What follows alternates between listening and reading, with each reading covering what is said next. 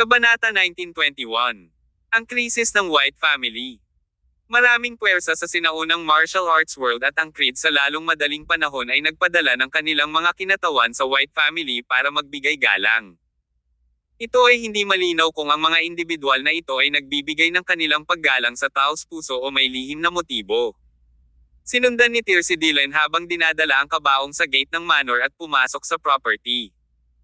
Isang grupo ng mga miyembro ng pamilya na pinamumunuan nina Olympias at Rehis ang naghihintay sa kanila bago ang pasukan ng manor.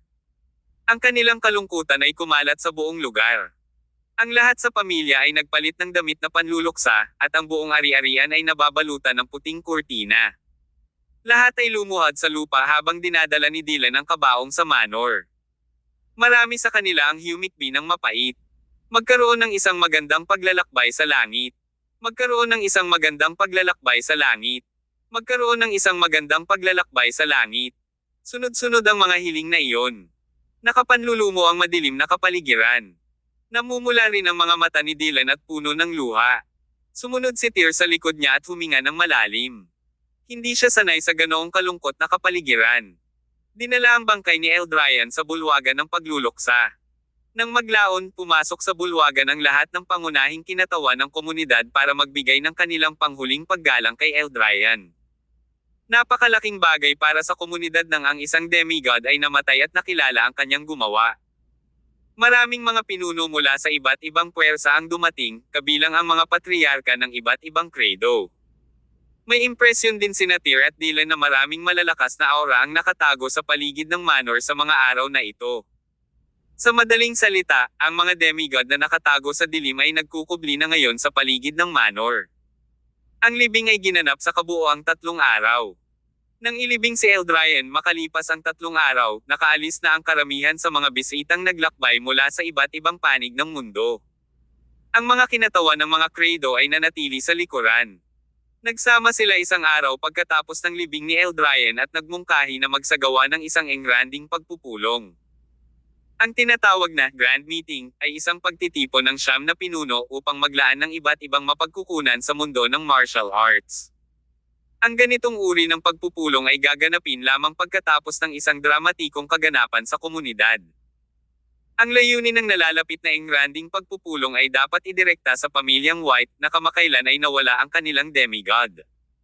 Si Rehis at Olympias ay desperadong pumunta kina Tyr at Dylan noong gabi bago ang pulong. Nagkita silang 4 sa isang lihim na silid upang pag-usapan ang mga hakbang.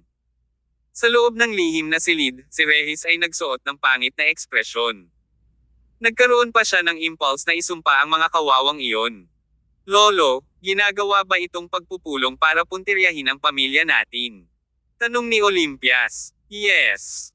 All of you are aware that the rule of thumb for being a creed in the community is to have a demigod in the family," sagot ni Rehis sabay tango. Tiyak na gagamitin ito ng ibang mga creed bilang isang dahilan upang sirain ang katayuan ng ating pamilya bilang isang credo ngayong bumagsak na ang ating demigod. Kapag ang ating pamilya ay hindi na isang credo, isang chain reaction ang magaganap. Malalagay kami sa malubhang problema. Si Rehis at ang iba pang pamilya ay ganap na walang kamalayan sa pagbabago ni Dylan sa isang demigod.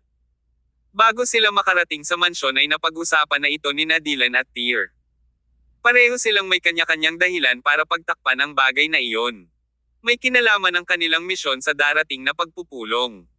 Ang kanilang demigod ay sinipa lang ang balde, at ang kanilang mga pundasyon ay tiyak na mayayanig. Ang family ay haharap sa maraming problema sa hinaharap kung ang kanilang mga ugat ay hindi maitatag muli sa oras na ito. Kailangan ni Dylan ng paraan para maalis ang lahat ng kawalan ng katiyakan at maibalik ang pangmatagalang katatagan at kapayapaan sa kanyang pamilya. Sino ang mga creed na nangunguna sa pagpupulong sa oras na ito? Tanong ni Dylan. "The Mayors, the Reeds, the Frays, and the Wrights," sagot ni Rehis. Siyempre, dapat sila na." Napangisi si Dylan nang marinig niyang iyon ang mga angkan na mukhang problemado sa kanila. Sa loob ng maraming taon, pinananatiling mababa ang profile nila sa komunidad, ngunit ngayon ay tila naabot na nila ang limitasyon ng kanilang pasensya. Sinusubukan nilang kumita sa pagkamatay ni Eldrayan. Gusto nilang kunin ang mga ari-arian ng ating pamilya at lamunin tayo ng buo. Dumating sila na may masamang intensyon. This is the ancient martial arts world. It pursues the law of the jungle, sabi ni Rehis na nakakuyom ang mga kamao. Ang iba ay magmamadaling pumutol ng isang piraso ng iyong laman kapag ikaw ay nanghina. Dylan, bagamat si Eldrayan ay bumagsak, ang ating pamilya ay hindi dapat mabaygo. Magkakaroon ng isang matinding labanan bukas, at hindi ako papayag na ang aking pamilya ay kasama ang nawawalang wakas.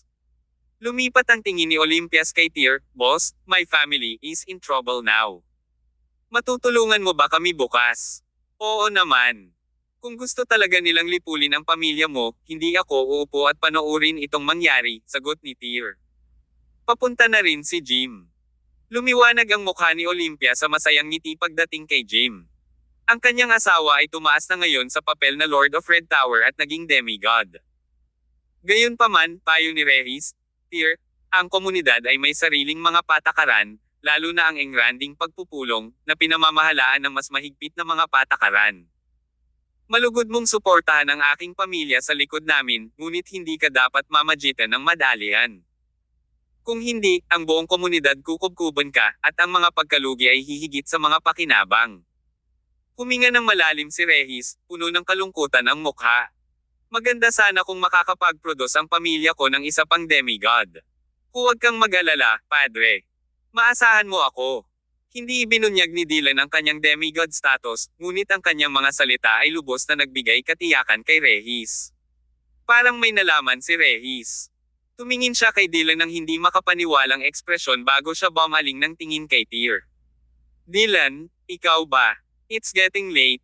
Dapat bumalik na tayong lahat sa mga kwarto natin at magpahinga. Sabay tayong haharap sa meeting bukas." Sa madaling araw, isang grupo ng mga senior white family executive ang umalis sa manor at nagmamadaling pumunta sa isang estate sa Fern City. Naganap ang pagpupulong sa ari-arian ng pamilyang White.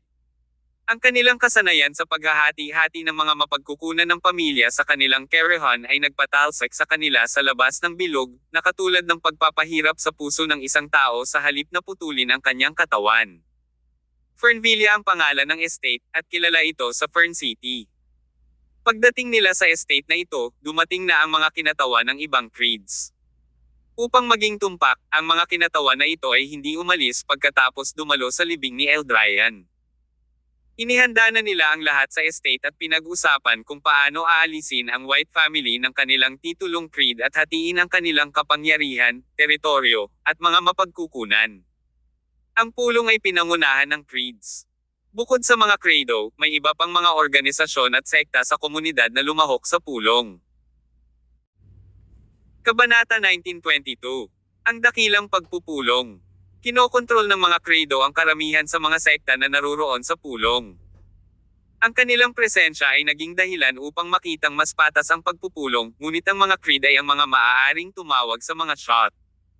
Dati, ang komunidad ay may 9 na dakilang credo, ngunit winasak ni Tyr ang angkan ng Balch. Mula nang sumuko ang angkan ng silangan sa Regal Palace, hindi na sila nasangkot sa mga bagay na may kinalaman sa komunidad. Bagamat bagong lista ang Regal Palace bilang isang creed, hindi nakialam ang organisasyon sa mga usapin ng sinaunang martial arts world dahil kay Tyr. Higit pa rito, 2 angkan ng 9 na credo, ang Hages at Wallers, ay mas piniling manatiling neutral, kaya hindi sila opisyal na lumahok sa pulong. Hindi nagpakita ang kanilang mga nakatataas na miyembro, ngunit nagpadala sila ng isang menor de edad na kinatawan upang maupo sa pulong. Bukod sa mga White, ang 4 na pangunahing credo na binanggit ni Rehis kagabi ay ang tanging may kapangyarihan. Ang Mayors, ang Reeds, ang Friars, at ang Wright. Ang 4 na angkan ay kahawig ng 4 na gutom na lobo. Pumasok na sila sa villa pagkababa ng sasakyan. Nagsalubong ang kilay ni Tyr at Dylan nang makapasok sila sa pinto. "Naramdaman mo rin ba?" tanong ni Tyr sa mahinang boses nang mapansin ang reaksyon ni Dylan na katulad ng sa kanya. "Yes. There is a demigod in our vicinity. In fact, there's more than one of them," sabi ni Dylan nang huminto siya sa kanyang paglalakad. "Haha. Mukhang kumpleto na ang dating ng mga angkan na ito sa pagkakataong ito," pang-iinis ni Tyr. Maging ang mga demigod na dati ay umatras sa pag-iisa ay tahimik na lumitaw. "Nagpasya na sila na lumunin ang pamilya mo. May bahid ng panghahamak ang ekspresyon ni Dylan. Nagpa siya ang dalawa na huwag ihayag ng maaga ang antas ng paglilinang ni Dylan bago sila bumalik sa manor dahil gusto nilang maghintay sa sandaling ito. Nagtataka si Dylan na makita kung aling angkan ang nagnanais ng kanyang mga mapagkukunan ng pamilya. Pinlano nilang sugpuin ang lahat ng naririto sa kanilang ganap na lakas. Nais nilang ipaunawa sa buong komunidad na hindi lahat ay kayang guluhin ang kanilang pamilya kahit na wala na si Eldryan sa kanila. Para sa mga nakatutok sa pamilyang White, iisa lang ang kinahinatnan nila. Sila ay maglalaho. Naghihintay na sa kanila ang ilang miyembro ng ibang creed nang pumasok ang grupo sa villa. Isa-isang dumating sa conference hall ang mga kinatawan ng apat na dakilang creed. Medyo maingay ang bulwagan dahil maraming tao ang nakikibahagi sa mainit na talakayan. Ang pulong ay hindi pa magsisimula, ngunit marami na ang mga tao sa inggit. Ang ilang mga tao ay nagpahayag ng kanilang mga iniisip at mga hangarin nang hindi sinasala ang kanilang mga salita, at hayagang tinalakay kung paano hatiin ang kapangyarihan ng pamilyang White. Ang mga executive ng pamilyang White na pinamumunuan ni Regis at Olympias, ay pumasok sa bulwagan sa puntong ito. Nanatili sa labas sina Tyr at Dylan. Nanatili sila sa labas ng bulwagan na may layuning malaman kung ano ang ginagawa ng mga taong ito. Hindi magdadalawang isip si Dylan na bunutin ang kanyang espada kung ang pagpupulong ay hindi pabor sa kanyang pamilya. Regis, sa wakas nandito ka na. Bilasan mo at umupo ka na sa upuan mo. Si Olympias ang matriarch ng pamilya, ngunit walang sino man sa silid ang nagbigay pansin sa kanya. Higit pa rito, tinatrato nila siya na parang hindi nakikita. Bagamat bumaba na si Regis bilang patriarch, siya pa rin ang ulo ng kanyang family sa mata ng lahat ng naruroon. Sinalubong si Regis ng isang matandang may kaparehong edad. Nakangiting bati nito na para bang ilang taon na niyang kakilala si Regis. Ang kasalukuyang patriarch ng pamilya Reeds ay si Ackley Reed. Nakilala ni Regis si Ackley sa loob ng maraming taon, ngunit wala sa mga creed na nasa kapangyarihan ang kaibigan. Kapag nagkaroon sila ng pagkakataon na magsama-sama, ang mga taong ito ay palaging may mga hidden agenda at madalas na nagplano na iset up ang isa't isa. Ito ay eksakto kung ano ang mangyayari ngayon. Alam na alam ni Regis na ang mga taong ito ay kapareho ng mga lobo, ngunit hindi siya nagpakita ng mga palatandaan ng galit. Uy, Ackley. Matagal na, nakangiting sabi niya. Hahaha. Oo, medyo matagal na rin simula noong huli tayong magkita. Nasa abroad ako nang may nangyari sa iyo sa huling pagkakataon at hindi nakabalik sa oras. Buong gabi akong napuyat dahil sa nangyari sa iyo noon. Hindi ko inaasahan na magiging false alarm ang kaganapan. Maliwanag, ang tinutukoy ni Ackley ay ang insidente kung saan napik ni Regis ang kanyang pagkamatay. Ang mga hindi nakakaalam ng sitwasyon ay ipagpalagay na si Ackley ay tunay na nag-aalala tungkol kay Regis batay sa kanyang pagkabalisa na hitsura. Gayunpaman, alam na alam ng komunidad na si Ackley ay isang lobo sa pananamit ng tupa. Hahaha. Nagkagulo ang pamilya ko, at kailangan kong maglinis ng bahay. Ang sama ko para mag-alala ka sa akin. Well, okay lang basta okay ka lang. Nagpatuloy sa kwentuhan ang dalawa habang naglalakad papunta sa kanilang upuan. Sunod-sunod na sinalubong si Regis ng ilang patriarch.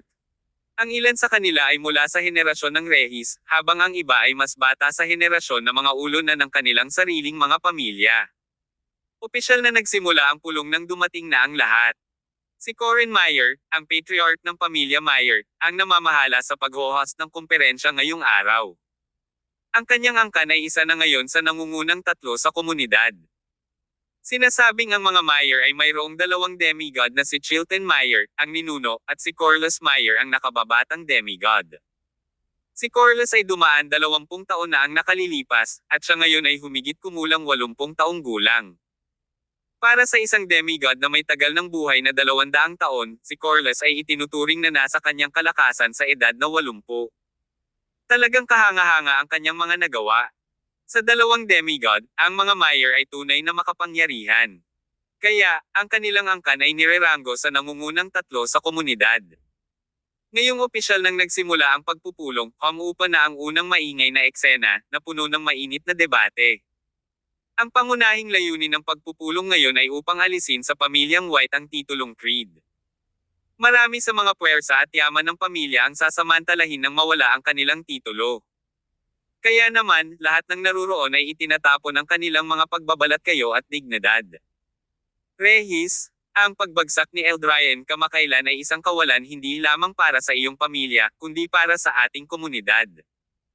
Ang kanyang pagpanaw ay talagang nakakasakit ng damdamin, kaya bago natin simulan ang komperensya, nais kong ipahayag ang aming pakikiramay sa iyong pamilya.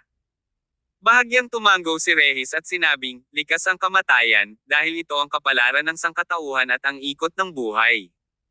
Ito ang kapalaran ni Eldryan, at hindi talaga natin ito mapipilit na lumipat sa ibang paraan. Dahil bumagsak si Eldryan, ang pattern ng komunidad ay tiyak na magbabago ng malaki pagkatapos. Senior White, alam mo ang mga patakaran ng ating komunidad, sabi ni Dace Fry, ang patriarch ng pamilya Fry.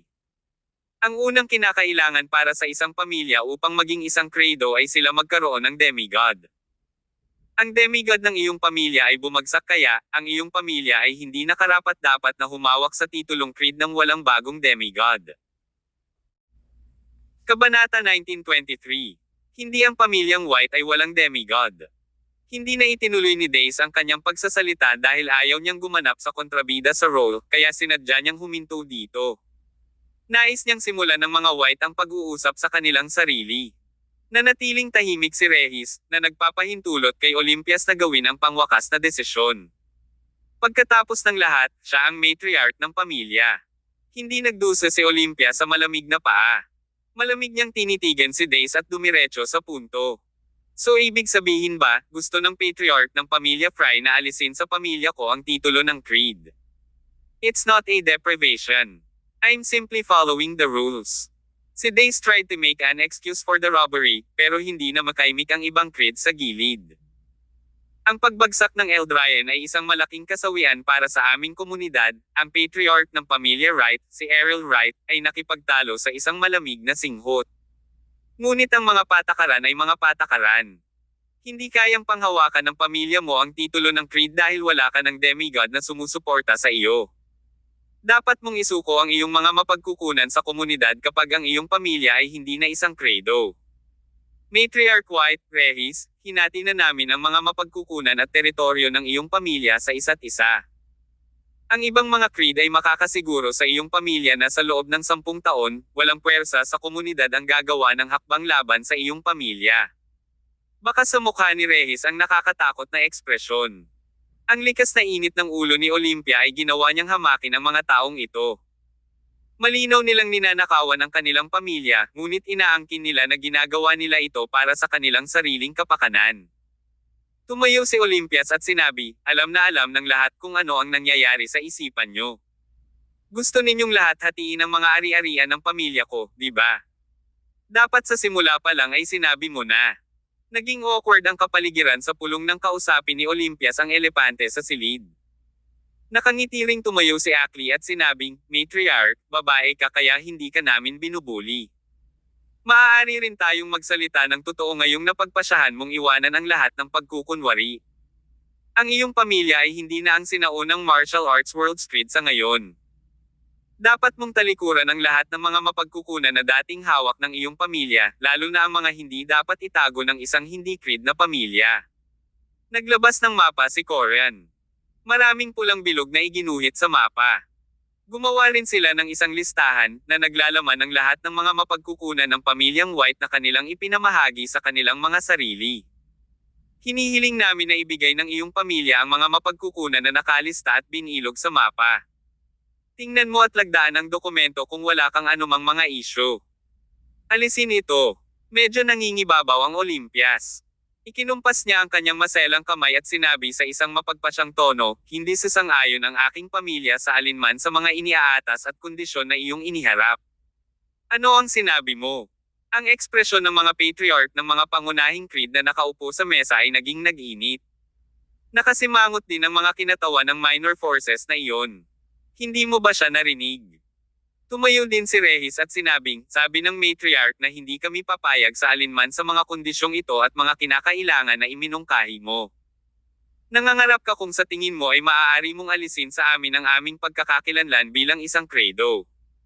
Rehis, ang komperensya ay nawawala ng layunin kung kayong dalawa ay matigas na gawin ang mga bagay sa ganitong paraan. Hindi na tumatawa si Akli sa puntong ito.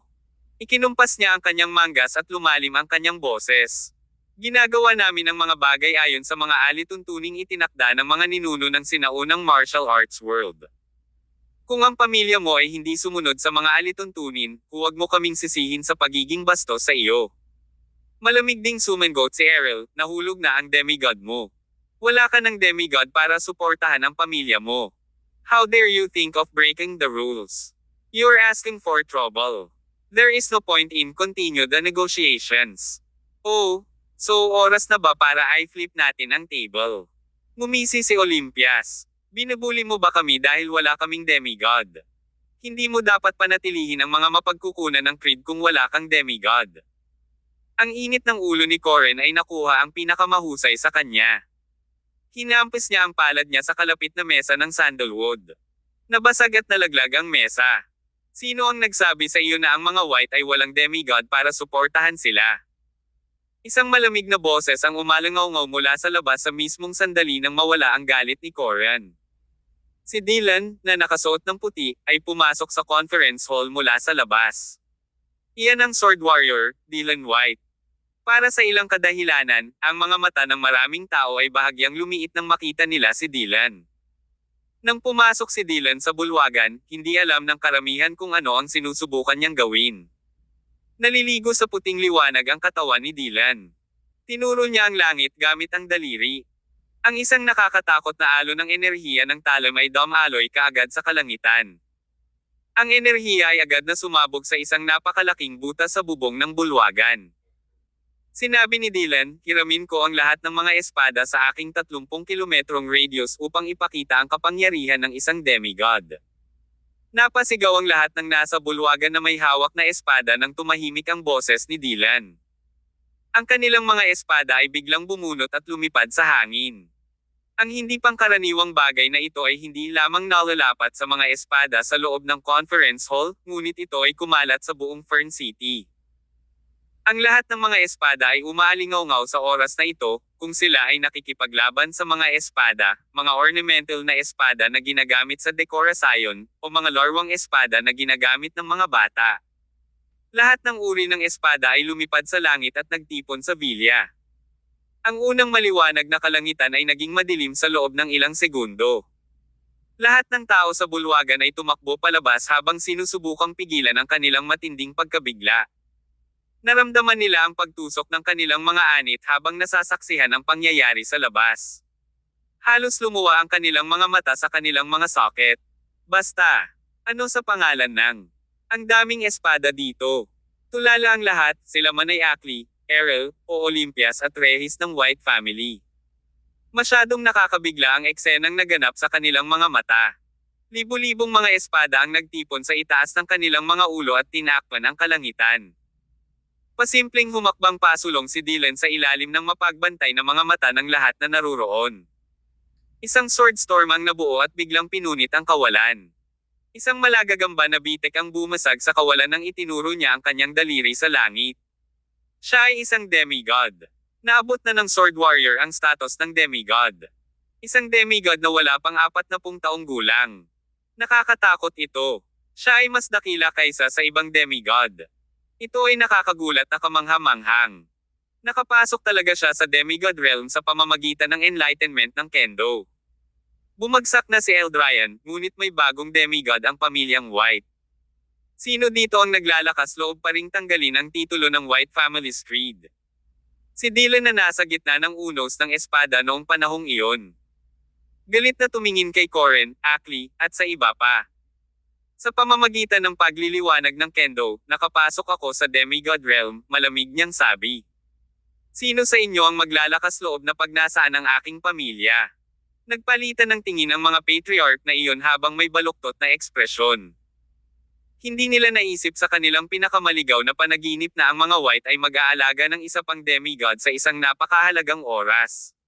Ang lahat ay naplano ng maaga. Wala silang maiiwan kung susuko sila sa puntong ito. Walang sino man sa kanila ang nagnanais na mangyari iyon. Kabanata 1924. Ang pinakamahusay na pang-aapi. Tumingin ang mga patriarch sa kanilang paligid. Malinaw na naramdaman ng lahat ang presensya ng ilang malalakas na mapang-ipong puwersa na sumusulong sa kanilang direksyon. Maaaring may ilang demigods mula sa mga creed na nagtatago sa malapit. Nilalayo nilang ipakita ang kanilang mga sarili ngayon upang ipagpatuloy ang kanilang balak na pagnakawan ang mga mapagkukunan ng pamilyang White at pilit na sugpuin si Dylan. Ito ang pangit na katotohanan ng sinaunang martial arts world. Ang tinatawag na mga alituntunin ay sinadya lamang upang mapanatili ang mga mortal. Ang mga tuntunin ay palamuti lamang para sa mga makapangyarihan. Batid ni Dylan ang lumalaking pressure sa kanyang paligid. Sa kabila nito, nanatili siyang kalmado. Nagpa siya si Tyr na tumayo sa kabilang side. Sa isang casual na pagwagayway ng kanyang kamay, ang Celestial Blade ay lumitaw sa manipis na hangin. Pinutol ni Tyr ang kanyang talon sa kawalan kaagad pagkatapos noon. Ang nakakatakot na liwanag ng espada ay tumama sa malayo, na sinamahan ng hindi kapani-pani walang malupit na enerhiyang sigla. Isang crack ang lumitaw kaagad sa kawalan. Kasabay nito, isang pagsabog ang maririnig mula sa kabilang panig. Mukhang may tinamaan ang pag-atake ni Tyr. Ikaw si Tyr Summers mula sa Regal Palace. Nang makita ng mga dumalo ang Tyr, lumiit muli ang kanilang mga mata. Itinago ni Tyr ang kanyang talam. Itinoon niya ang kanyang tingin sa direksyon kung saan ang kislap ng kanyang espada ay nalaslas sa di kalayuan. Ang matriarch ng pamilyang White, si Olympias White, ay ang hari ng Regal Palace, imperiously niyang sabi. Magkasama dito ang pamilyang White at ang Regal Palace. Dapat mong makuha ang aking pahintulot kung gusto mong aibuli sila. Tungkol naman sa demigod dyan, wala akong pakialam kung saang creed ka kabilang, ngunit kung maglalakas loob kang humakbang pasulong, papatayin kita gamit ang aking Celestial Blade. Hindi na naglakas loob na lumapit sa kanila ang demigod na iyon dahil sa boses ni Tyr na nag-uutos at nangingibabaw na lakas. Pagkatapos ng lahat, ang nakaraang tala ni Tyr, kung saan napatay niya ang 3 sunod-sunod na veteranong demigod, ay ginawa ng GPE sa publiko ng matagal na ang nakalipas. Lalong naging kasuklam-suklam ang mga ekspresyon ng mga patriarch na iyon. Nakapagtataka, ang lahat ng ito ay simula lamang. Isang itim na figure ang sumugod sa kanilang direksyon mula sa pagbibitiw at lumuhad sa harap ni Tyr. Ito ay si Cacus, na isa ring demigod. That's Cacus from Regal Palace. Siya ang puppet ni Tyr. Together with Dylan, there are total of 3 demigods na nagpakita ng suporta sa Whites. Agad na sumibol ang mga talakayan mula sa karamihan. Hindi na kailangang sabihin, lahat ay nagulat. Ang East Clan ay hindi rin sumasang-ayon sa iyong desisyon na lumunin ang White family. Ang isa pang nangingibabaw na boses ay sabay na umalangaw-ngaw. Ito ay si Archie, na nanumbalik sa kanyang kabataan. Nakasuot siya ng puting damit at mabilis na lumipad na parang isang walang kamatayan. Si Archie iyon, ang demigod ng angka ng silangan. Gulat na bulalas ng isang tao. Kasabay ng hitsura ni Archie, mayroong 4 na demigods na sumuporta sa pamilyang White. Ang kanilang mga pagpapakita ay hindi pa nagtutulak sa sitwasyon sa kasukdulan. Maririnig ang mga tunog ng pag-ikot ng mga gulong. Nakasuot din ng puti si Jim.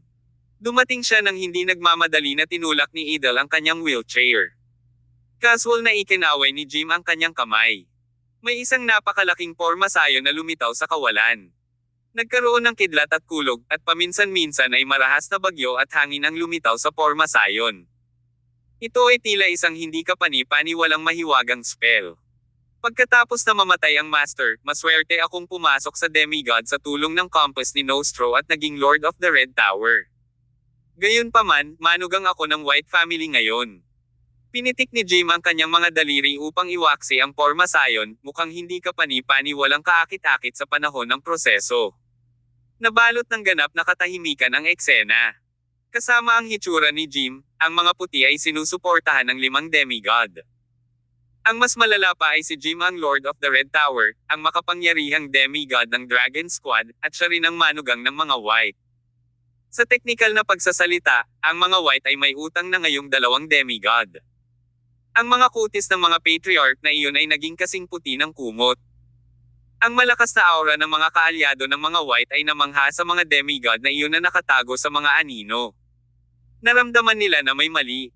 Pinipigilan agad ang kanilang mabangis na aura, tumakas sila sa pagitan ng kanilang mga binti. Dahil ang mga demigod ay tumakas, paanong ang mga patriarch na iyon ay patuloy na maging napakayabang? Ang antas ng kanilang kahihiyan ay kapareho ng antas ng kanilang kayabangan na ipinamalas nila kanina. Ang mga mayayabang na lalaking iyon ay hindi man lang manggahas na huminga ng malakas sa puntong ito. Inilagay ni Dylan ang kanyang espada at nilapitan si Coren at ang kanyang mga kasamahan. Gusto mo pa bang alisin sa pamilya ko ang titulong Creed at hatiin ang mga resources namin? Tanong niya. Kapansin-pansing nagbago ang kanilang mga ekspresyon. Halika, Rehis. Sabi ni Akli sabay ngisi ng pilit. We were just handling the situation according to the rules. Your family will natural remain Creed now that you have a new demigod. Paano namin tatanggalin ang pamilya mo ng titulo bilang Creed? Nga pala, natuklasan ng pamilya ko kamakailan ang isang 10,000 matandang snow lotus sa bundok ng Niebe, papadalhan kita kaagad bilang regalo para gunitain ang bagong demigod ng mga white. Oo, tama. Nagkataon lang na ang mga right kamakailan ay nakapeke ng isang set ng mahiwagang sandata. Ipapasa ko kaagad ang aking mga tauhan. Congratulations, Sword Warrior. Mabilis na dagdag ni Errol. Binabati kita sa pagiging bagong demigod. Hindi natin nagsidilan sa mga papuri ng mga patriarka. Biglang tumawa ng malakas si Rehis. Maraming salamat sa iyong mabuting pagbati, Patriarch Wright. Dahil napakatapat mo, buong pasasalamat na tatanggapin ng aking pamilya ang iyong mga regalo. Malinaw na tumaas ng ilang puntos ang oktaba ni Rehis nang magsalita ito. Sinadya din niyang sumulyap kina Dace at Coren ng sabay. Si Coren, Dace, at ang mga ekspresyon ng kanilang mga kasamahan ay sobrang pangit sa puntong ito. Tuwang-tuwa silang pumunta dito ngayon, iniisip na hahatiin nila ang mga mapagkukunan ng whites. Hindi nila inasahan na babalik sila ng walang dala. Nahulog sila sa bitag na itinakda noon ng mga white. Noong nakaraan, pumasok si Corlys sa isang bawal na lugar at nakatuklas ng isang mahiwagang puno na maaaring magpatubo ng mga kakaibang mahiwagang prutas, sabi ni Coren habang bahagyang kumaibot ang mukha. Ipapahatid ko na sa iyo ang mga prutas sa loob ng ilang araw. Kailan ba talaga iyon? Masungit na tanong ni Rehis. Dahil ang mga patriarkang iyon ay kumikilos ng walang katuturan kanina, ngayon na ang perpektong oras para ipakita niya ang kanyang tunay na kulay. Bakit ka nangangako ng isang bagay na puno ng kawalan ng katiyakan, Patriarch Meyer? Nagkataon lang, ang my tower ay kulang sa isang accent tree. Naniniwala ako na ang magical tree na binanggit mo ay magiging isang magandang tugma para sa aking tore. Accent tree. Nang marinig ito ni Coren, galit na galit siya kaya naubos siya ng upblood sa the spot. Tahimik ding sinusumpa ng ibang mga nanunood si Rehis. Maliwanag, ang huli ay masyadong lumayo, na kung saan ay naiinis kay Coren ng walang katapusan. Napilipit ang features ni Coren, pero napangiti siya at sinabing, dahil gusto mo ito, may ipapadala ako bukas. Pagkatapos ay nais kong ipahayag ang aking pasasalamat sa iyo, Patriarch Meyer. Gayon din, mangyaring ipahayag ang aking pasasalamat sa iyong demigod. Muling natawa si Rehis pagkatapos niyang magsalita. Natuwa siya na sa wakas ay nagkaroon na rin siya ng pagkakataong makabalik pagkatapos ng pagkagalit sa mga patriarch sa mahabang panahon. Kaagad pagkatapos noon, sumulyap si Rehis kay Dace, nakatayo sa gilid. Bago pa makapagsalita si Rehis, nagmamadaling sinabi ni Dace, ito ay napakalaking bagay na may natuklasan akong isang mahalagang bagay sa treasure vault ng aking pamilya. Tumigil ka nga dyan. Kabanata 1925. Ang pangangikil. Si Dace ay biglang naputol ni Rehis bago niya natapos ang kanyang pangungusap. Pinaikit ni Rehis ang kanyang mga mata at inihayag ang tunay na katangian ng isang tusong matandang Sorrow. Sabi niya, Patriarch Fry, narinig kong nakadiscover ng mapa ang iyong pamilya ilang buwan na ang nakakaraan. Hindi ba ito ang mapa ng isang ipinagbabawal na lugar? Nabalitaan ko na nagpadala ka ng isang koponan sa ipinagbabawal na lugar na iyon at nakakuha ng ilang mga benepisyo mula dito. Malaki ang pagbabago ng kutis ni Dace. Nagmamadali niyang sinabi, Senior White, isa lang itong bawal na lugar. Wala kaming natuklasang kawili-wili doon. Paano kung ibigay mo sa akin ang mapa kung iyon ang kaset? Kita mo, medyo nainas ako kamakailan. Gusto kong pumunta sa isang bawal na lugar at doon magsaya. Baka maging demigod din ako tulad ng anak ko. Well, nakatayo si Dace sa pwesto. Naging mas mapatla ang kanyang kutis. Humihiling si Regis ng malaking kabayaran, at alam ng lahat kung ano ang ibig sabihin ng ipinagbabawal na lokasyon sa isang creed. Ang halaga nito ay pangalawa lamang sa demigod. Patriarch Fry, ano yun? Ayaw mong gawin. Bahagyang naging yelo ang tono ni Regis. Sina Tyr at Dylan ay gumawa ng isang hindi sinasadyang hakbang pasulong nang makita nila ito. Nasa bingit ng paglumuhod si Dace dahil sa kanilang nakakatakot na pang-aapi.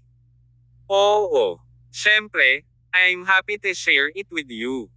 I will send it to you by tomorrow. Nang sabihin ito ni Dace, malapit na siyang umiyak. Regis laughed, why should we ask to send over the map? How inconvenient is that? You can ask your family to take picture of it and send it to my phone. Ang matandang fox na iyon ay talagang kinuha ang kanyang telepono sa puntong iyon. Hoy, idagdag natin ang isa't isa bilang mga kaibigan as isang app. Ang relasyon sa pagitan ng mga pangunahing creed ay hindi na kasing lapit ng dati. Patriarch tayong lahat, pero hindi man lang tayo magkaibigan sa social media. Kailangan nating makipag-usap sa isa't isa ng mas madalas sa hinaharap. Hindi na kay Mick si Dace. Kasunod nito, naging personal show ni Regis ang buong kaganapan. Hindi alintana kung ang creed o iba pang puwersa ay naroroon, nagbayad sila ng mataas na presyo sa Regis. Tuwang-tuwang nagpakita ang mga mababanggas na hayop na ito, ngunit sinong mag-aakalang haantong sila sa ganito? Hindi lamang sila nakatanggap ng walang mga benepisyo, ngunit ninakawan din sila ng mga white ng malaking bahagi ng kanilang mga mapagkukunan. Ganito natapos ang komperensya. Ang pagtitipon ay maaaring ilarawan bilang ang pagpupulong na may pinakamahalagang twist sa 1,000 taon na tradisyon ng komunidad. Bumalik ang mga white sa kanilang asyenda pagkatapos ng pulong. Inimbitahan din sina Archie at Jim bilang mga bisita sa White's Manor. Nanalo ang white sa pamamagitan ng landslide sa conference. Alam din ng lahat na nakapasok si Dylan sa demigod realm. Dahil dito ay nagsimulang maglaho ang dilim na bomb-alot sa pamilya mula nang mamatay si Eldryan. Eldryan, you can live peacefully now. Our family can count on me from now on, sabi ni Dylan habang nagsisindi ng 3 kandila sa harap ng puntod ni Eldryan ng may paggalang. Bahagyang namula ang kanyang mga mata, at tila masama ang pakiramdam niya. Si Dylan ay palaging itinuturing na malamig at malupit ng pangkalahatang publiko. Sa kabila ng pagtutol ng lahat, iniwan niya ang kanyang pamilya upang ituloy ang pinakamataas na larangan ng sining ng kendo. Maraming tao ang nagparusa sa kanya dahil sa pagiging walang puso nang hindi siya umuwi ng mahigit 1 dekada. Sa kabaligtaran, si Dylan ay walang pusong bato. Siya ay isang tao lamang na nagsisikap na makamit ang kanyang sariling mga layunin. Walang alinlangan, si Eldryan ang higit na nakatulong kay Dylan, kaya natural lang sa kanya na magkaroon ng malalim na relasyon sa una. Ang pagkamatay ng matandang demigod ay nadurog ang kanyang puso, sigurado iyon. Bumalik sa Regis Tower, nakatayo sina Olympias at Jim sa tabi ng Lotus Pond habang si Regis ay nakaupo malapit dito at nangingisda doon. Pagbati, Lolo. Ito ang unang pakikipagkita ni Jim kay Regis. Ang mga white ay dati nang nagpahayag ng kanilang mga reserbasyon tungkol sa kasal nina Olympias at Jim. Pagkatapos ng lahat, si Jim ay ang hari lamang ng Regal Palace noong panahong iyon, habang ang pamilyang white ay isang credo. Nang maging matriarch si Olympias, mas lumawak ang agwat ng pagkakakilanlan sa pagitan nila. Pagkatapos nilang ikasal, hindi na bumisita si Jim sa mga white. Ang mga bagay ay ibang-iba na ngayon. Ang mga nagawa ni Jim ay umabot sa bagong taas. Hindi lamang siya naging demigod, ngunit siya rin ang Panginoon ng Pulang Tore at ang maalamat na pag-iral sa likod ng makapangyarihang Dragon Squad. Ang kanyang bagong katayuan ay naging karapat-dapat sa kanyang kasal sa Olympias. Hindi mo kailangang maging magalang. Hindi maitago ni Regis ang tuwa nang tumingin siya kay Jim. Having you my son-in-law must be a blessing for my family for generations to come, he said, his wide smile making his eyes crinkle. Hindi yun ang sinabi mo noong nakaraan, Lolo. Hindi nagatubili si Olympias na ilantad kaagad ang mga kasinungalingan ni Regis. Girl, anong pinagsasabi mo? Umubo si Regis bago pagalitan si Olympias. Kailan pa ako tutol sa kasal nyo? Totoo yun, ngunit ito ay dahil hindi mo ako napigilan, sagot ni Olympias. Lolo, Minsan nangako ka sa akin na kapag bumalik si Uncle Dylan, pwede na akong tumigil sa pagiging matriarch. Ngayong bumalik na siya bilang demigod, pwede na ba akong bumaba sa pwesto ko? Nagdilim ang mukha ni Regis nang marinig ang kahilingan ni Olympias. Lumingon siya habang hawak-hawak ng dalawang kamay ang fishing rod habang tahimik na nakatitig sa lotus pond sa kanyang harapan. Lolo, siguradong hindi mo nababalikan ang iyong sinabi, di ba? May masamang pakiramdam si Olympia sa kanyang puso matapos makita ang reaksyon ni Regis. Ang eksena kung saan bina-blackmail ng matandang ito ang mga Creed na iyon sa meeting ay nag-flash sa kanyang isipan. Si Regis ay hindi kailanman naging maaasahan. Nakilala pa nga siya na gumawa ng mga stunts tulad ng pagkukunwari ng sarili niyang kamatayan. Siya ay ganap na may kakayahang tumupad sa mga pangako. Kinabahan bigla si Olympias. Ano ang dapat niyang gawin kung sisirain ng lolo niya ang pangako niya at subukang igapos siya rito? Kung hihilingin niya kay Jim na kunin siya ng puwersahan, magbubunga ito ng maraming alitan sa pagitan nila ni Regis. Tahimik na nakaupo si Jim sa gilid. Mas mainam kung iwasan niyang masangkot sa mga ganitong sitwasyon. Pagkaraan ng mahabang panahon, sa wakas ay nagsalita si Regis. Girl, nakapagdesisyon ka na ba? Oo. Lolo, sanay na ako sa aking ligaw at walang pakialam na buhay sa labas ng mundo, sabi ni Olympia sabay tango ng mariin. I've been living with my brothers in Regal Palace for so many years. Compared to our family manor, I prefer to live there. Mababa pa ba ang pagmamahal ng pamilya natin sa kapatiran ng Regal Palace mo? Huminga ng malalim si Regis. Ayaw niyang sabihin iyon, ngunit hindi niya maiwasan ang paksa kapag umabot na sa puntong ito. Kabanata 1926. Ang masasamang puwersa. Matagal ding natahimik si Olympias. Sa wakas, huminga siya ng malalim at sumagot, noon, nakatira ako sa isang bansang may digmaan at nasa ilalim ng paghahari ng takot sa mahabang panahon. Lagi akong natatakot para sa aking buhay, at hindi ako nakatagpo ng anumang bagay na makapagpapainit ng puso ko. Noon, nakilala ko ang mga taong iyon mula sa Regal Palace. Nakilala ko sina Boss, Jim, Clifford, Juan, at White-Eyed Ivory Dragon, hindi banggitin na marami pa. Mayroon akong maraming mga kapatid na makakasama ko sa kamatayan. We founded Regal Palace, vowing to stand by each other no matter what. Itinuro nila sa akin na may tunay na damdamin sa mundo. Lolo, maaaring hindi mo nagustuhan ang sasabihin ko, ngunit kailangan kong sabihin sa iyo na sa kabila ng pagkakadugo ng ating pamilya, tinitingnan ko pa rin ang Regal Palace bilang aking tunay na tahanan. Hindi lamang mula sa kanyang puso ang sinabi ni Olympias, ngunit ipinahayag din niya ang taos-pusong kahilingan ni Jim at Tyr. Bawat isang tao sa Regal Palace ay may isang trahedya na nakaraan. Lumaki sila at muling isinilang sa kawalan ng pag-asa. Sa kalaunan, nagtipon sila sa Regal Palace at magkasamang bumuo ng pamilya. Imposible para sa sinuman sa mundong ito na humiwalay sa organisasyong ito, at hindi rin posible na umalis ang sinumang miyembro. Ang pagiging matriarch ng pamilya Wyatt ay magbibigay kay Olympias ng malaking kapangyarihan, ngunit hindi niya iyon pinansin. Ang tanging hangad niya ay makasama ang kanyang mga kapatid. Iyon lang. Hahaha. Tumawa ng malakas si Regis. Isang kislap ng pait ang kumikinang sa kanyang mga mata habang tumatawa. Ang isang babae ay dapat nakasal sa ibang pamilya kapag siya ay dumating sa edad.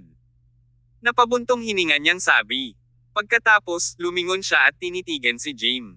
Sinabi niya, anak, ibibigay ko sa iyo ang aking mahal na apo. Hindi mo siya maaaring aibuli sa hinaharap.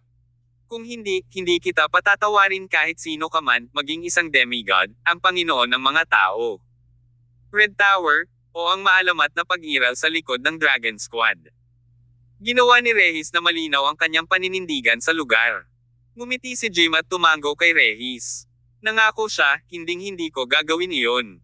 Nanatili sina Tyr at Jim sa manor ng isa pang araw bago umalis sa Komodo Island. Ngayong nakabalik na sa wakas sina Jim at Olympia sa Komodo Island, ang mga miyembro ng Regal Palace ay muling nagsama-sama. Nang gabing iyon, nagsama-sama ang buong organisasyon para mag-party. Buong gabi silang nag-inom. Si Tyr ay mahimbing na natutulog sa susunod na madaling araw, mabigat pa rin ang gutom. Isang tawag mula kay Jim ang nagpagising sa kanya. Anong ginagawa mo, old Zab? Nakatulog lang ako. Sumirit si Tyr habang kinukusot niya ang kanyang mga mata. May bakas ng pagkairite na nakadirekta sa nakakasakit na demigod sa kanyang tono. Seryosong boses ni Jim ang nawala sa kabilang linya. Boss, wala na tayo sa oras. Babala niya. Kailangan kong bisitahin ang Dragon Palace ngayon. May importante akong sasabihin sa'yo bago ako umalis. Agad na bumangon si Tyr sa kanyang kama. Mayroon pa bang kakaibang pangyayari sa Dragon Palace? Tanong niya. Not exactly. I need you to meet me at my house right now. Sige. Nagmamadaling nagbihis si Tyr at pumunta sa bahay ni Jim at Olympias. Nakabihis na si Jim at naupo sa kanyang wheelchair. Tinanggap ni Olympias ang pagkakataong gumanap bilang mabuting asawa na nakagawa na ng mga grits at pancake sa kusina. Sinalubong si Tyr ng bagong handang almusal sa mesa. Wow! Si Miss White ay sumailalim sa isang makabuluhang pagbabago. Dati siyang naglalaro ng mga bomba at granada, ngunit ngayon ay nakikipaglaro siya sa the kitchen appliances to make grits and pancakes. Mapanuksong sabi ni Tyr pagkapasok niya sa bahay. Naina si Olympia sa sinabi ni Tyr. Halos binato niya si Tyr ng isang kaldero ng kumukulong grits, ngunit nilabanan niya ang pagnanasa matapos maalala kung gaano kahirap para sa kanya na gumising ng maaga sa umaga upang maghanda ng meal. Sa halip, kumuha siya ng pancake at inihagi sa direksyon niya. Hinawakan ni Tyr ang pancake. Ito ay medyo malutong at mura. You should do better next time, sabi niya pagkatapos kumagat dito. Bakit hindi ka nalang mabulunan? Huwag mong kainin kung marami kang reklamo, naguguluhang sagot ni Olympias. Hindi ako mapili sa pagkain ko, Tyr chuckled. Kuya Zab, bakit nagmamadali ka sa pagtawag sa akin? Tanong niya habang nakaupo sa mesa. Inilapag ni Jim ang Nostro Compass sa mesa at marahan itong hinaplos. Biglang lumiwanag ang relic at nagsimulang magpakita ng isang sunod-sunod na rune na hindi maintindihan ni Tyr. Isang nakasisilaw na sinag ng liwanag ang lumitaw sa isang tiyak na punto sa Nostro Compass. Ano ang ibig sabihin nito? Hindi maintindihan ni Tyr kung ano ang ibig sabihin ng Nostro Compass, na nagudyok sa kanya na itanong iyon. Mukhang seryoso si Jim. Boss, nakita mo na ba itong sinag ng liwanag? Mataimtim niyang tanong. Oo, meron ako. Tumango si Tyr. May itim na spot sa liwanag, paliwanag ni Jim. Ang compass ay may kakayahang ipakita ang lahat ng bagay na umiiral sa pagitan ng langit at lupa, at ito ay kumakatawan sa ating buong mundo. Ang sinag ng liwanag na ito ay kumakatawan sa kapangyarihan, isa sa pinakamakapangyarihan at nakakatakot na masasamang puwersa sa mundo. Naging solemn na ang ekspresyon ng mukha ni Jim nang sabihin niya ito. Aside from that, sobrang nag-aalala siya. Kuya Zab, ano ang nangyayari sa masamang sinag ng liwanag na sinasabi mo? Tanong ni Tyr na mas naging seryoso. Ang posisyon na ito ay nasa Arctic, sabi ni Jim habang itinuro ang lokasyon ng sinag ng liwanag na iyon. Ang lugar na ito ay ang lugar kung saan nabuo ang mga glacier. Parang may nakatatak doon. Mukhang may puwersa sa labas na nagtatangkang basagin ang selyo. Ano man ang nakatatak sa lugar na ito ay kayang sirain ang ating mundo. Maaari nitong sirain ang ating mundo. Anong uri ng kapangyarihan ang katumbas niyan? Tanong ni Tyr, lumakas ang tibok ng puso niya. Ito ay isang kapangyarihan na may kakayahang baligtarin ang ating mundo. Si Master Maxim ay nakikinita na ang masamang puwersa noon pa man. Dahil sa pag-aalala sa hinaharap, nagsimula siyang maglatag ng sarili niyang mga plano, paliwanag ni Jim. Ikaw ang susi sa planong ito. 5 magic box ba ang pinag-uusapan mo? Bingo! Ang pagkolekta ng lahat ng 5 libro ay nagpapahintulot sa gumagamit na maging isang Diyos, sagot ni Jim na may kasamang tango. Maaaring hindi makatotohanan ang alamat na ito, ngunit boss, mayroon ka ng 2 libro. Bilang kapalit, ang iyong mga kakayahan sa pakikipaglaban ay lubos na pinahusay. Dahil sa iyo, ang alamat na ito ay nagsisimulang maging mas makatotohanan. Si Master ay hinulaan na ang ating mundo ay haharap sa isang sakuna sa hinaharap. Ngayong siya ay wala na, ang pasanin ay natural na babagsak sa akin. Nasa akin ang Nostro Compass, at ang relic ay gagabay sa atin sa pamamagitan ng pag-iwas sa sakuna. Nahihirapan pa akong makita ito.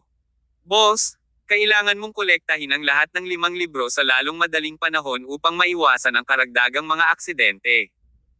Kung ang sakuna na ito ay sasapit sa atin o hindi, magkakaroon pa rin tayo ng mas maraming paraan ng pagliligtas ng buhay sa ating mga kamay. Base sa sinabi mo, pabigat ng pabigat ang pasan ko sa balikat ko, sabi ni Tyr na may kasamang mabigat na tango. Wala akong ganoon kataas na layunin gaya ng pagliligtas sa mundo, ngunit lumilitaw na tinahak ko ang A Path of No Return. Kabanata 1927. Ang lokasyon ng ikaapat na aklat. Hindi napigilan ni Jim na tumawa ng mahina. Sino ang mag-iisip nito? Noong nakaraan, maraming beses na nagpadala si Master ng ilang powerhouse sa Arctic, patuloy niya habang inilalayo ang Nostro Compass.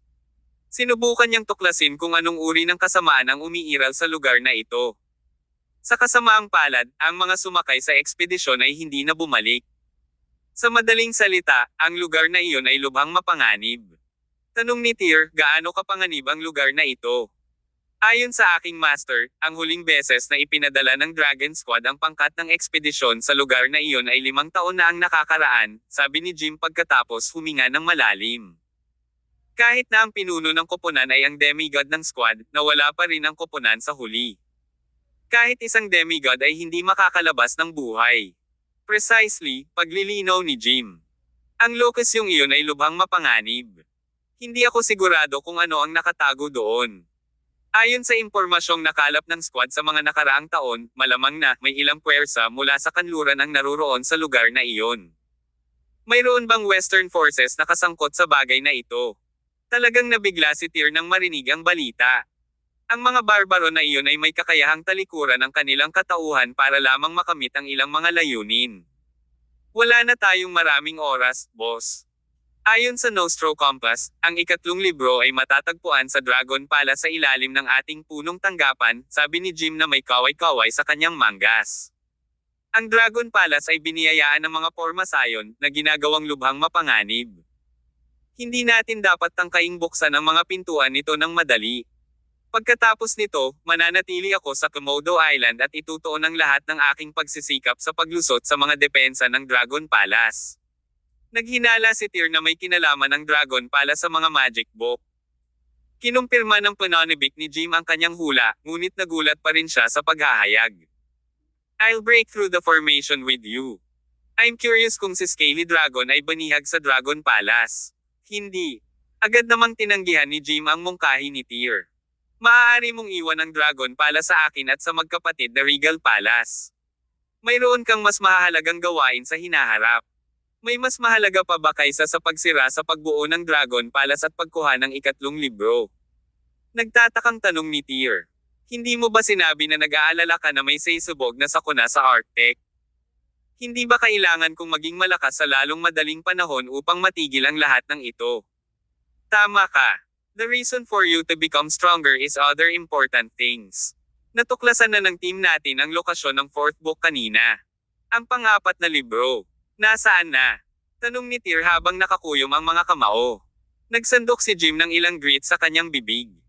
Kahit na ang mga grits na ginawa ni Olympias ay hindi partikular na masarap, patuloy niyang ginugulo ang mga ito ng buong pananabik. 1 taon na ang nakalilipas, mayroong isang karatula na nagpapahiwatig ng lokasyon ng ikaapat na aklat. Masyadong marami ang aking Panginoon sa kanyang plato noong panahong iyon. Bukod doon, maraming puwersa ang kumikilos sa likod ng ikaapat na aklat, at ang sitwasyon ay hindi malinaw. Noon, mabagal ang pag-usad namin ng lokasyon ng ikaapat na libro dahil sa iba't ibang katalinuhan na natanggap namin mula sa pangkat.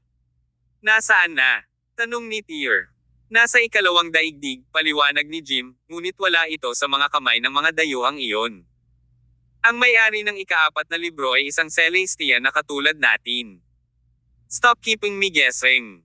Seeing that Jim never got to the point, Tyr started to feel a little anxiety. Old Zab, tell you what, you have to change your personality. Boss, hindi ka maiinip kapag ginagawa mo ang mga bagay-bagay, kailangan nating lapitan ito ng hakbang-hakbang. Tungkol sa lokasyon ng ikaapat na libro, kailangan kong sabihin sa iyo ang mga ins at out ng buong bagay, Jim pinagalitan. Ito ay para makuha mo ang pang-apat na libro sa pinakamaikling panahon na posible. Huminga ng malalim si Tyr bago nagsandok ng ilang grits sa kanyang bibig. Sa sandaling matikman niya ito, isinubo niya kaagad ang kalahati ng mga butil sa malapit na basurahan. Si Olympias, nakalalabas lang ng kusina, ay nagalit nang makita ang eksena. Itinaas niya ang kanang kamay at malakas na hinampis si Tyr sa likod ng ulo nito. Ganun na ba kalala ang niluto ko? Nawala nang masabi si Tyr. Maingat niyang hinimas ang likod ng kanyang ulo at ipinaliwanag, mapait ang lasa. Umalis ka. Hindi naniwala si Olympias sa sinabi niya.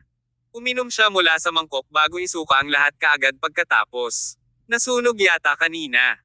Tinitigan ni Olympias si Jim, na sarap-sarap pa rin sa kanyang grits, na para bang isang freak. Tinanong niya, matandang Zab, paano ka pa makakain nito?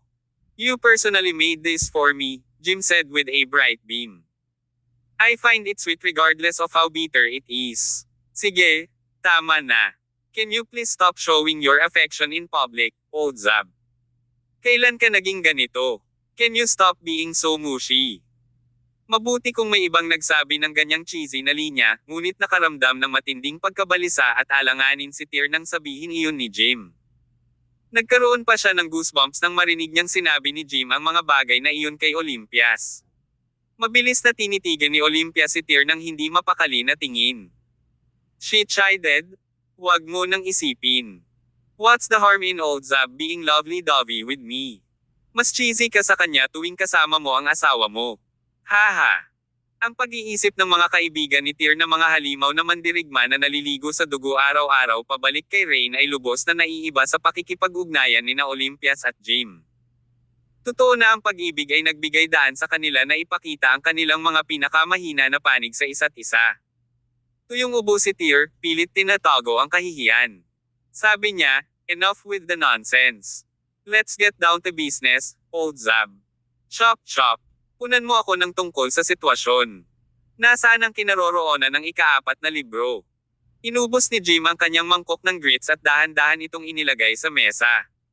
Narito ang buong kwento, sabi niya. Mga 1 taon na ang nakalipas, sa isang cruise ship, isang napaka-espesyal na auction ang ginanap. Ang auction na ito ay ginanap ng ilang puwersa sa Second World. Ang mga magical weapons, elixir, at spatial relics ay kasama sa mga item na na-auction. Spatial relics. Nagulat si Tyr. Hindi niya sinasadyang hinawakan ang kanyang wrist guard, na isa ring spatial relic. Akala niya nag-iisa lang ang wrist guard niya sa mundo. Wala siyang ideya na ang ikalawang daigdig ay nag-auction ng mga relic na ito. Anong nangyari pagkatapos nun? Tanong ni Tyr. Ang finale ng auction na iyon ay isang libro, sagot ni Jim. Ito ay walang silbi para sa mga hindi nakauunawa sa kahalagahan nito, ngunit sa kalaunan ay naibenta ito sa halagang $2 bilyong.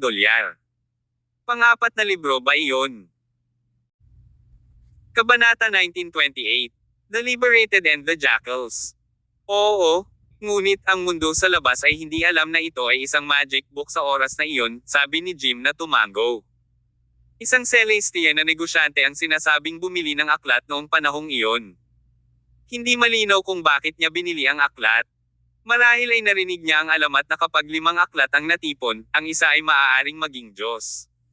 3 buwan pagkatapos bilhin ang aklat, ang buong pamilya ng negosyante ay pinatay pagkatapos nito, nawala ang libro.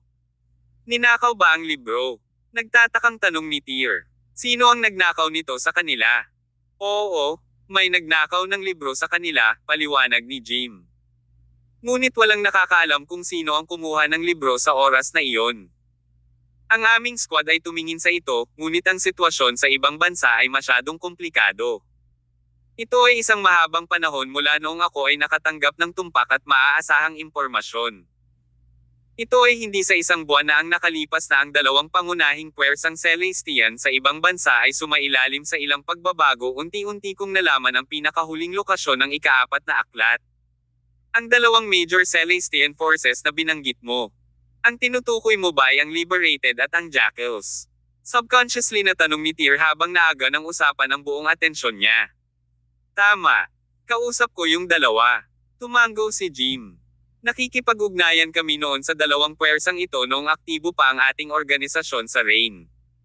Hindi namin sila seryosong nilalabanan dahil sa iisang inang bayan kami nanggaling. May ilang mga salungatan sa pagitan namin, ngunit bawat isa sa mga organisasyon ay nagawang bumuo ng kanilang sariling lakas ng mapayapa. Now that I think about it, buti na lang at walang malaking awayan ang Regal Palace sa kanila noon. Kung hindi, hindi tayo magiging pinakamakapangyarihang organisasyon ni Rain. Ang mga salita ni Jim ay naglalaman ng ilang nakatagong kahulugan. Nakuha naman agad ni Tyr ang ibig niyang sabihin. Sinasabi mo ba na pareho ang Liberated at Jackals ay kabilang sa Second World? Tama. Ang mga negosyong pinatakbo ng dalawang organisasyong iyon sa ibang bansa ay disguise lang nila sa ibabaw, patuloy ni Jim. Noong aktibo ang web sa Rain, ang aming pag-unawa sa kanila ay ang dulo lamang ng malaking bato ng yelo.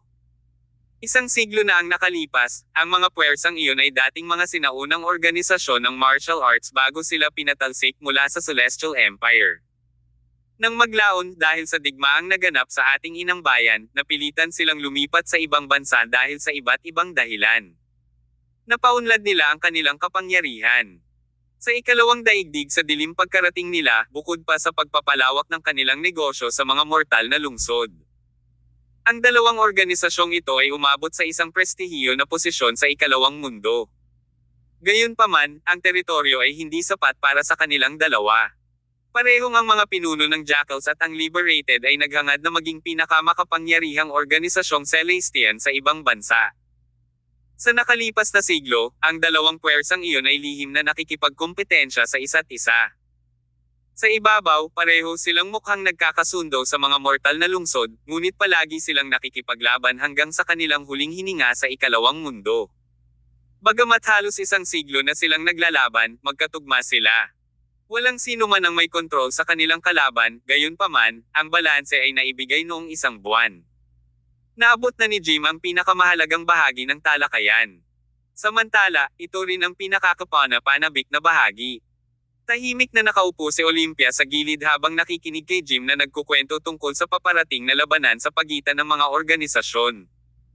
Isang buwan na ang nakalipas, isang napakalakas na mandirigma ang lumitaw sa Jackals, paliwanag ni Jim. Siya ay tinatawag na Gideon Banks.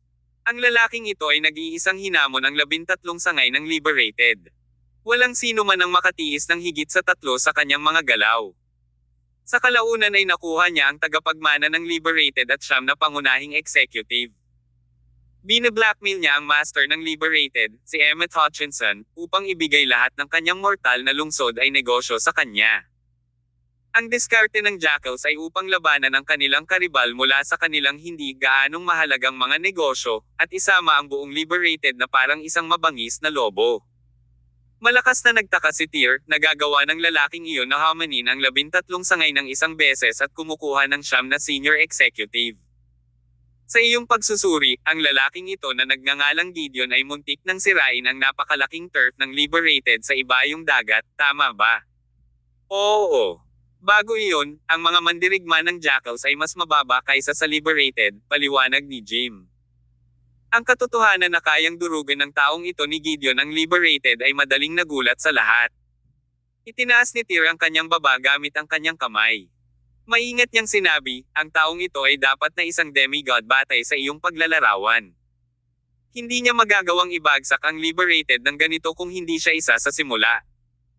Kahit na may ganoong powerhouse na lumitaw sa mga Jackals, ang hindi ko maintindihan ay bakit mo ito iuugnay sa ika-4 na libro sa malawak na ibayong dagat. Sumagot si Jim, hindi ko ito iuugnay sa ika-4 na aklat batay sa mga katotohanang ito lamang. Nang iisa-isa si Gideon ang mga sangay ng Liberated, ipinakita niya ang isang kakayahan na halos kapareho ng makikita sa maalamat na ika-4 na aklat. Anong kakayahan ang nilalaman ng ika-4 na aklat? Nagniningning ang mga mata ni Tyr. Mayroon na siyang 2 libro, at alam niya na ang bawat isa sa kanila ay naglalaman ng isang espesyal na pamamaraan ng paglilinang, kasama ng walang katapusang kapangyarihan at swerte. Ang Song of the Empire, halimbawa, ay naglalaman ng malupit na enerhiya ng sigla, samantalang ang Soul Eater Grimoire ay naglalaman ng Bloody Spell. Ang parehong malupit na enerhiya ng sigla at Bloody Spell ay ang pinakamakapangyarihang mga diskarte sa paglilinang sa mundo. Ipinaliwanag pa ni Jim, ayon sa journal na naiwan ng aking master, ang bawat magic book ay naglalaman ng partikular na makapangyarihang mga diskarte sa paglilinang. Ito ay nakumpirma na. Ang Glinting Tome, ang ika-4 na libro, ay inaakalang nagmula sa Araiton Dynasty. Ang cultivation technique na nakapaloob sa aklat ay dapat na isang uri ng pangitain. Anong uri ng pangitain? Sinisiyasat ni Tyr. Hindi ako sigurado kung paano ipapaliwanag ito sa iyo, sagot ni Jim. Ngunit ang sagot ay magiging mas malinaw pagkatapos mong panoorin ito. Pagkatapos ay hiniling ni Jim kay Olympias na kunin ang isa sa kanyang mga tablet. Pagkatapos niyang i-unlock ay inilagay ni Jim ang tablet sa harap ni Tyr. May isang video sa tablet. Naintriga, agad na pinatugtog ni Tyr ang video. 53 segundo lang ang haba ng video. Ang maikling pag-record ay nagpakita kay Gideon na pinupunasan ang isang sangay ng Liberated sa loob ng maikling panahon na iyon. Ang isang punong tanggapan ng sangay para sa isang internasyonal na organisasyon tulad ng Liberated ay naglalaman ng hindi bababa sa 1,000 mandirigma. Mayroong isang malaking bilang ng mga makapangyarihang mandirigma sa kanila. Wala pang 1 minuto ay nagawang sirain ni Gideon ang buong sangay, na nagpapatunay na siya ay isang demigod. Ang footage ay kinuha sa gabi. Ang mga miyembro ng Liberated ay nakitang siksikan sa malaking square. Kabanata 1929. Ang GPE ay nagdulot ng problema muli. Lahat ng mga mandirigmang iyon ay nakasuot ng puti at may hawak na alinman sa malamig na sandata o baril. Ang ilang mga transcendent ay naglabas pa ng kanilang panloob na lakas. Binalot ng kanilang pamatay na hangarin ang buong lokasyon. Biglang sumulpat mula sa kabilang kalsada ang isang lalaking nakasuot ng itim. Hindi armado ang lalaking ito. Ang kanyang hanggang balikat na buhok ay nagbigay sa kanya ng parang multo. Isang manipis na patong ng itim na ambon ang nakapalibot sa kanyang katawan. Habang naglalakad siya palabas, isang layer ng kaguluhan ang lumitaw sa kalangitan sa gabi sa likuran niya. Lumitaw ang lalaking iyon sa harap ng sangay makalipas ang ilang segundo. Isang malakas na ungol ang ginawa niya at winagayway ang kanyang mga kamay. Nagsimulang maging malabo ang kalangitan sa likuran niya. Ang eksena ay parang isang mirage. Medyo malabo ngunit ito ay sumasalamin sa isang aktwal na eksena. Ang malabo na tanawin ay tila refleksyon ng ibang mundo. Isang nakakatakot na puwersa ang lumipad palabas ng tanawin, nakahawig ng isang hukbo ng mga tropa at kabayo na umaarangkada. Sa loob ng 100 segundo, libo-libo sa mga miyembro ng Liberated ang nagwawasak na suntok ng sabay-sabay. Ang mga mandirigmang iyon ay bumagsak sa lupa, ang kanilang mga katawan ay nagkalat sa buong parisukat, at ang dugo ay umagos mula sa kanilang mga katawan na parang isang ilog. Namanhid ang anit ni Tyr nang makita ang tagpong ito. Ano ang malamirage na eksenang biglang sumulpat sa likod ng lalaking iyon? Ito ay hindi kapani-paniwalang nakakatakot. Tahimik na nakatitig sa screen si Tyr pagkatapos ng video. Ang pangitaing ito ay ang kakayahan ng ika-4 na aklat. Oo. Ayon sa aking Master's Journal, ang kakayahan ni Gideon ay hindi pa umabot sa kanyang buong potensyal, Jim elaborated with a nod. Ang kanyang kakayahan ay nasa maagang yugto pa lamang. Ang mga pangitain ng lunar, kung saan ang buwan ay sumikat mula sa abot tanaw ng dagat, at ang pangitain ng pamumulaklak, kung saan ang mga bulaklak ay namumulaklak sa mainit na tagsibol, ay maaaring ipakita sa sandaling ang paglilinang ay umabot sa tuktok nito. Ang totoong bangungot ay mabubunyag kapag nangyari iyon. Sa pagkakaalam ko, napaka-demanding ng cultivation criteria ng 5 libro, sagot ni Tyr. Yung may pambihirang sapphire fate lang ang makakabisado sa teknik na inilalarawan sa mga libro. Mukhang kapareho ko si Gideon. Dapat siya ay ipinanganak na may parehong kapalaran. Ang nangungunang sapphire fate ay bihira, at ito ay matatagpuan lamang sa loob ng 1 in a million, tugon ni Jim. Gayunpaman, tiyak na maraming tao ang may ganoong kapalaran sa mundong ito. Hindi ka nag-iisa sa iyong kakayahang linangin ang 5 aklat. Ipinakilala ni Gideon ang kanyang presensya. Marami pang Gideon ang lilito sa sandaling ang usapin ng 5 aklat. Nabunyag na ang 5 aklat na alamat sa buong mundo. Saan mo nakuha ang video na ito? Tanong ni Tyr. Walang magawa si Jim, mula sa column ng GPE sa dark web. Ano? Sa sandaling marinig niya ang pangalan ni GPE, hindi naiwasang magmura ni Tyr. Kasabay nito, ang lahat ng kanyang mga buhok ay nanlalambot sa pagkabalisa. GPE na naman. Bakit todo-todo? Simula nang nabunyag sa kolum ang relasyon ni Gideon, kailangan ding ibunyag ang sekreto ng 5 libro, di ba? Ibinuhos din ba na yun ang sikreto ng dala kong dalawang mga libro? Oo, tama ka. Isinapubliko ng GPE ang lahat ng usaping ito. Boss, tumaas ng husto ang iyong panganib na mapatay. Masasabi kong nasa iyo ang atensyon ng buong mundo. Ah, malupit. Sinuntok ni Tyr ang hangin gamit ang nakakuyong na kamao na nagpasabog ng parang sapot ng gagamba sa kawalan habang nasa proseso. Matagal bago mabawi ang kawalan. Ito ay isang malinaw na indikasyon ng galit ni Tyr sa oras na iyon. Napakahiwaga ng GPE na kahit ang isang demigod na tulad ni Tyr ay hindi mahanap ang anumang bakas ng kanilang pag-iral. Kung hindi, nakapasok siya sa punong tanggapan ng GPE at nilipol ang mga bumubulusok sa kanya. Boss, dapat kang gumon na ang GPE ay nagsiwalat lamang ng mga sekreto ng 5 aklat kamakailan.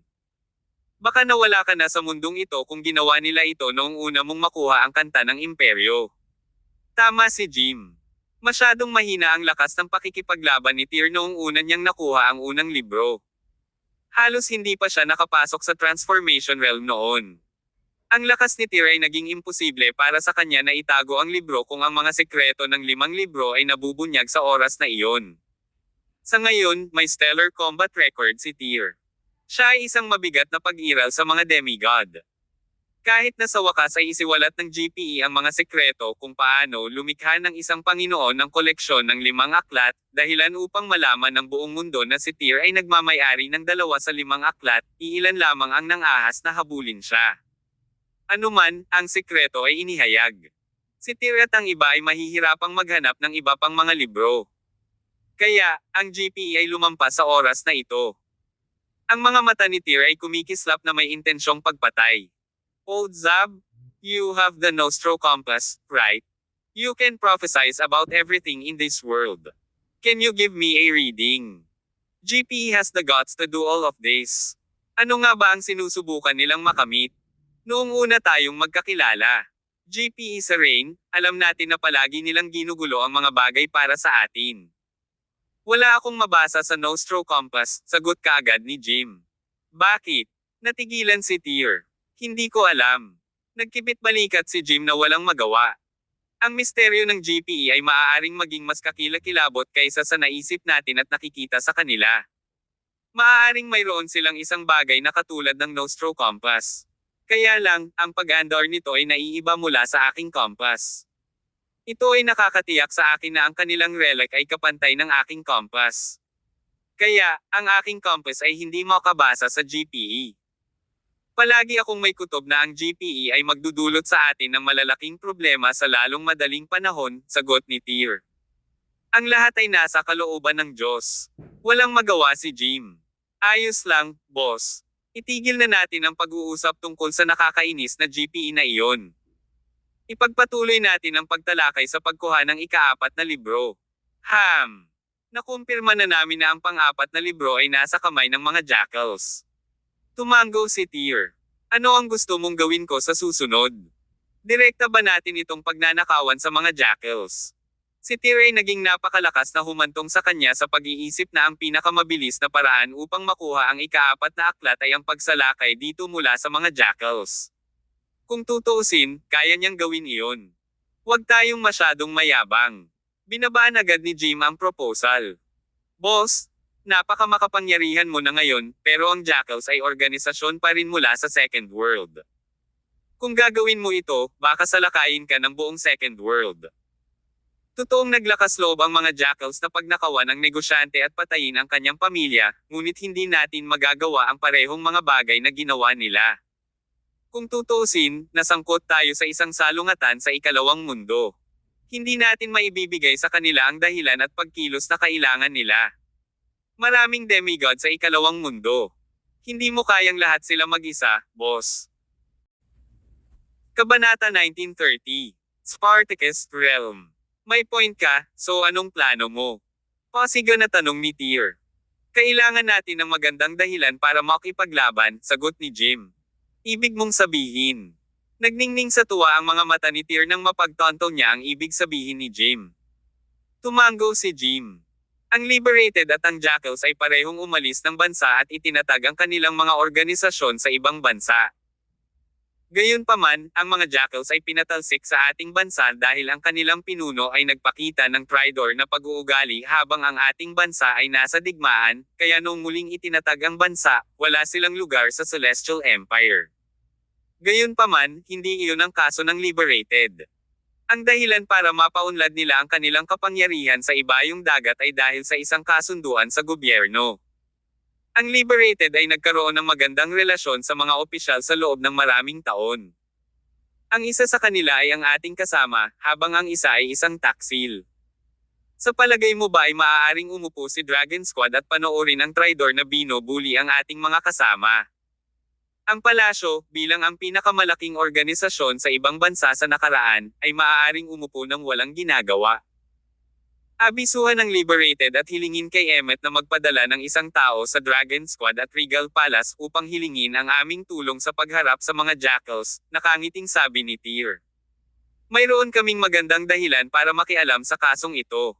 Bingo! Humalaklak si Jim at tumango. Obviously, nagkasabay ang kanilang mga iniisip. Matandang Zab, napakatalino mo, kaya naman maaari kang maging demigod sa maikling panahon. Itinuro ni Tyr ang kanyang mga daliri sa kanyang utak at nagpatuloy, I believe you'll outperform Senior Belisarius now that you are in charge of the Red Tower. Hiniling ni Jim kay Olympias na punuin muli ang isang mangkok ng grits para sa kanya. Hinaipan niya ang pagkain para lumamig bago sumagot, Boss, you don't have to flatter me. Malapit nang kumilos ang Liberated, kaya kailangan nating mag-branch out.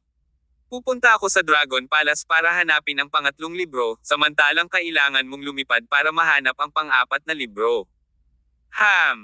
May update ka ba sa 5th book? Tanong ni Tyr.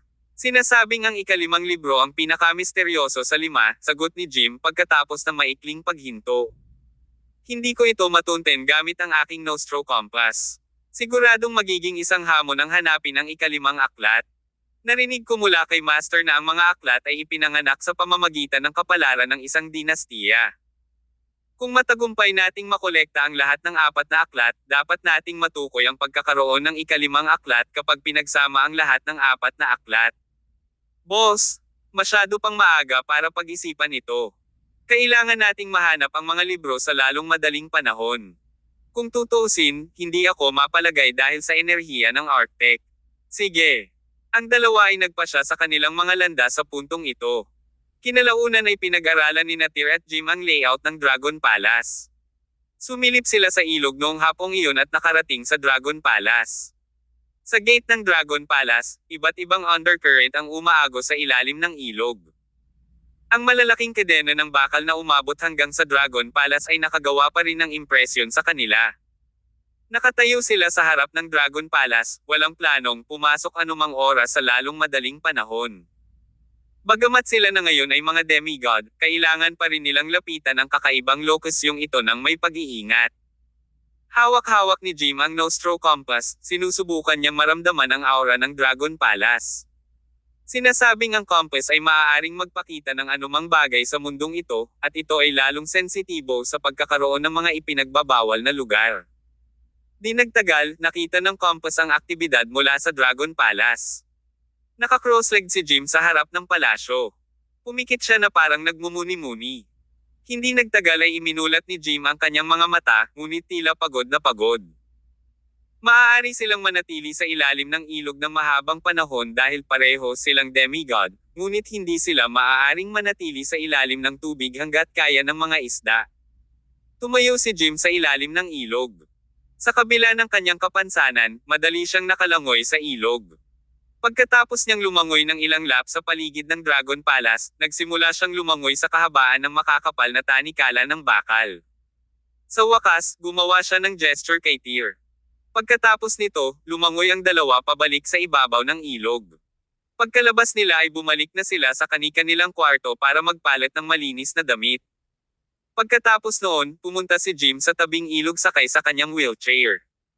Ang mga alon ay patuloy na umuuga sa ibabaw ng ilog. Nagkaroon ng rumaragas ang undercurrent sa ilalim. Anong nangyayari sa baba? Pasiga na tanong ni Tyr. Ito ay katulad ng dati. Isang porma sayon ang naset up sa harap ng tarangkahan ng Dragon Palace, sagot ni Jim. Mayroong isang enchantment sa loob ng Dragon Palace. Isang sinaunang Panginoon ba ang nagbukas ng enchantment na iyon? Tanong ni Tyr. Ibig sabihin ba noon ay ang Dragon Palace ay itinayo ng isang sinaunang Panginoon? Not exactly. This place is the same as the mata ng halimaw na you visited in the past, napapailing na paliwanag ni Jim. Nilikha ng sinaunang Panginoon ang espasyo, ngunit hindi niya itinayo ang Dragon Palace. Ang taong nagtayo ng Dragon Palace ay dapat na natagpuan ang lugar at nagpasyang itayo ang palasyo doon. Maaari mo ba akong bigyan ng pagbabasa kung sino ang nagtayo ng Dragon Palace? Sigurado ka bang nasa loob ng espasyo ang ikatlong libro? Tanong ni Tyr. Kung ganoon nga, anong klaseng libro ang pangatlong libro? Sumagot si Jim, hindi ako sigurado kung sino ang may-ari ng Dragon Palace sa oras na ito, ngunit sigurado ako na ang taong iyon ay hindi isang Panginoon, ngunit sa halip ay isang napakahusay na master ng formation at metaphysics. Isang katulad mo. Ang kanyang mga kasanayan ay higit na mataas kaysa sa akin. Madarama mo ito sa pamamagitan ng layout ng Forma Sion bago ang Dragon Palace, patuloy ni Jim. Siya ay hindi may kakaila na makapangyarihan, marahil kahit na ang pinakamahusay sa kanyang henerasyon. Sa mga tuntunin ng kabuoang lakas, tanging si Senior Spartacus lang ang malapit na tumugma sa kanya. Natuwa si Tyr nang marinig niya ang tungkol kay Spartacus. Palagi niyang iniisip ang Spartacus bilang isang makapangyarihan at nakakatakot na pag-iral. Pagkatapos ng lahat, ang makapangyarihang mandirigmang ito ay minsang pinigilan ang lahat ng mga demigod ng komunidad. Sa loob ng halos isang siglo, pinilit niya ang mga sinaunang monster na lumayo sa mga mortal na lungsod. Nagtataka si Tyr tungkol sa kasalukuyang kaharian ng gayong makapangyarihang Diyos. Alam mo ba kung anong kaharian ang natamo ng Spartacus sa puntong ito, Old Zab? Pasiga na tanong ni Tyr. Kung hindi ginawang Lord of the Red Tower si Jim, hindi niya malalaman kung gaano kalakas ang Spartacus, pero ngayong nagkaroon na siya, mas marami na siyang alam tungkol sa Spartacus. Sumagot si Jim, ang Panginoon ay isang kaharian sa itaas ng demigod. Walang Panginoon sa mundong ito sa loob ng isang milenyo, kaya ang Senior Spartacus ay hindi isang Panginoon para sigurado. Gayunpaman, sinasabing magagawa niyang hatiin ang langit sa kalahati ng ang kanyang talam. Isang hakbang na lang. Natigilan si Tyr. Kahit na isa na siyang makapangyarihang demigod, wala siyang ideya kung anong uri ng kaharian ito para sa isang taong isang hakbang lang ang layo mula sa Panginoon.